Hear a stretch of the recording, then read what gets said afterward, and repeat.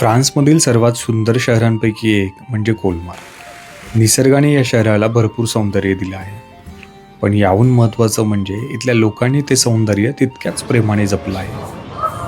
आदल्या दिवशी आम्ही स्ट्रासबुर्ग शहर फिरलो आणि सकाळी कोलमारच्या दिशेने आमचा प्रवास सुरू झाला. फ्रान्समध्ये हा आमचा दुसरा दिवस आहे. आज आम्ही निघालोय स्ट्रासबुर्गवरनं कोलमार या छोट्याशा शहरामध्ये. चला तर मग व्हिडिओला सुरुवात करूयात. स्ट्रासबुर्ग रेल्वे स्टेशनवर तिकीटं काढली.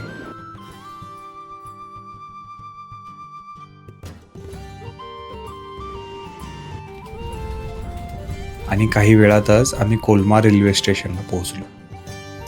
मोठ्या शहराच्या तुलनेत हे स्टेशन खूपच साधं आणि छोटंसं वाटलं, पण बाहेर पडताच त्याचं सौंदर्य आणि आर्किटेक्चर पाहून आम्ही प्रभावित झालो.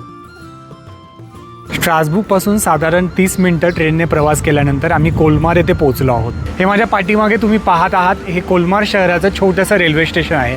बघा ना, किती सुंदर आणि छान दिसतंय. वेळ न घालवता मी पुढे निघालो. कोलमार हे तुलनेने छोटे शहर असल्यामुळे ते पायी फिरण्याचं ठरवलं. सर्वप्रथम जवळच असलेल्या एका सुंदर पार्कमध्ये पोहोचलो. या पार्कचा नजारा खरोखरच मनमोहक होता.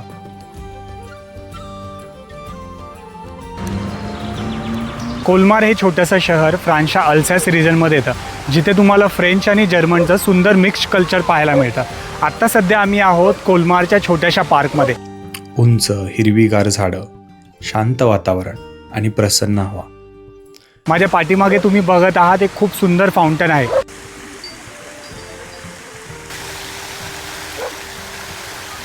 काही वेळ तिथे निवांत बसलो आणि मग पुढच्या ठिकाणी निघालो.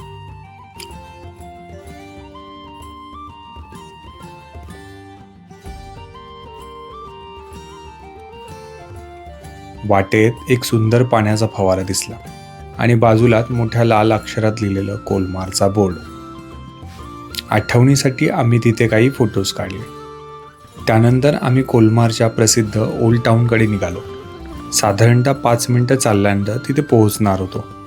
वाटेतल्या सुंदर रस्त्यांचा आनंद घेत चाललो असताना अचानक मागून एक टुरिस्ट ट्रेन आली.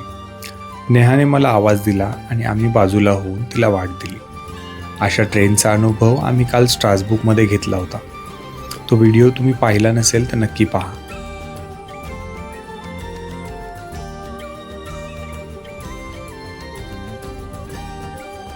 थोडं पुढे गेल्यावर एक आकर्षक चीज शॉपकडे आमचं लक्ष गेलं.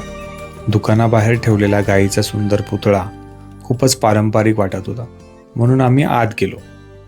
आत विविध प्रकारचे पारंपरिक चीज पाहायला मिळाले. काही चीज टेस्टिंगसाठी ठेवलं होतं. दुकानाच्या मालकाने आम्हाला ते चाखून पाहण्यास सांगितलं.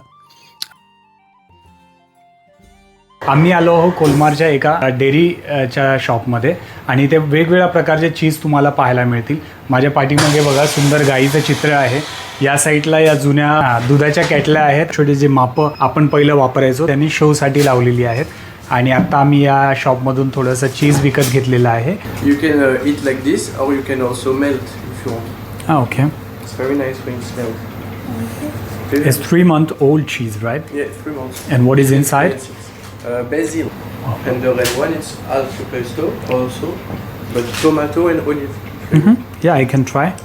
Tomato and Olive. olives. Olive. ग्रीनवाले घेऊ. आणि त्यातील बेसिल फ्लेवर असलेलं चीज म्हणजे हे हिरवं आम्हाला खूप आवडलं. मग ते आम्ही विकत घेतलं आणि पुन्हा ओल्ड टाऊनच्या दिशेने निघालो. सुंदर रस्ते, रस्त्यालगतची रेस्टॉरंट्स, पारंपरिक दुकानं आणि ठिकठिकाणी दिसणारी डेअरी शॉप्स पाहत आम्ही पुढे जात होतो. वाटेतच एक सुंदर चर्च दिसलं. संपूर्ण फ्रान्समध्ये जागोजागी बरेच चर्च आपल्याला पाहायला मिळतील. ते जवळून पाहिलं आणि मग पुढे निघालो. आता आम्ही कोलमारच्या ओल्ड टाऊनमध्ये प्रवेश केला होता. खरंच कोलमारचं ओल्ड टाऊन म्हणजे एक जिवंत चित्रच वाटतं. जुन्या शैलीतली रंगीबेरंगी घरं, दगडी रस्ते आणि प्रत्येक कोपऱ्यात दिसणारं सौंदर्य तुम्ही स्वतःच बघा. फिरता फिरता एका दुकानाकडे नेहाचं लक्ष गेलं. तिथे लोकल चॉकलेट्स आणि विविध फळं सुकवून विकली जात होती.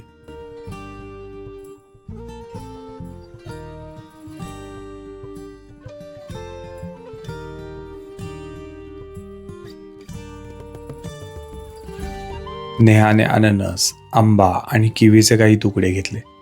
त्या सगळ्यांची चव घेण्याची तिला खूप उत्सुकता होती. हे मी सगळं टेस्ट करणार आहे. पुन्हा आजूबाजूची घरं आणि जवळची संग्रहालय पाहत असताना ती टुरिस्ट ट्रेन पुन्हा आली. आम्ही बाळाची स्ट्रोलर बाजूला घेतली आणि तिला वाट दिली. त्यानंतर आम्ही एका निसर्ग छायाचित्र प्रदर्शनाला भेट दिली. स्थानिक फोटोग्राफर्सनी काढलेली दुर्मिळ फुलं, पक्षी, निसर्गाची अप्रतिम छायाचित्र पाहून खूप छान वाटलं. या कोलमारमध्ये फिरताना एक गोष्ट सतत जाणवत, ही घरं जरी जुनी असली तरी इथल्या लोकांनी त्याची सुंदरता आणि रंगसंगती अतिशय काळजीपूर्वक जपली आहे. शहरभर कुठेही कचरा नाही. निसर्ग जसा आहे तसाच जपण्याचा प्रयत्न इथले लोक करताना दिसतात.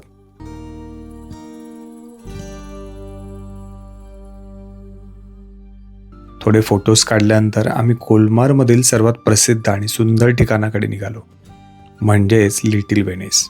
या ठिकाणच्या सौंदर्याचं वर्णन शब्दात करणं कठीण आहे. रंगीबेरंगी घरं, शांत कालवे आणि त्यात उमटणारं प्रतिबिंब, सगळंच एखाद्या चित्रपटातील दृश्यासारखं वाटतंय. तुम्हाला कोलमार कसं वाटलं ते आम्हाला कमेंटमध्ये नक्की सांगा. आणि अशा सुंदर प्रवासाच्या व्हिडिओसाठी आमच्या चॅनलला सबस्क्राईब करायला मात्र विसरू नका.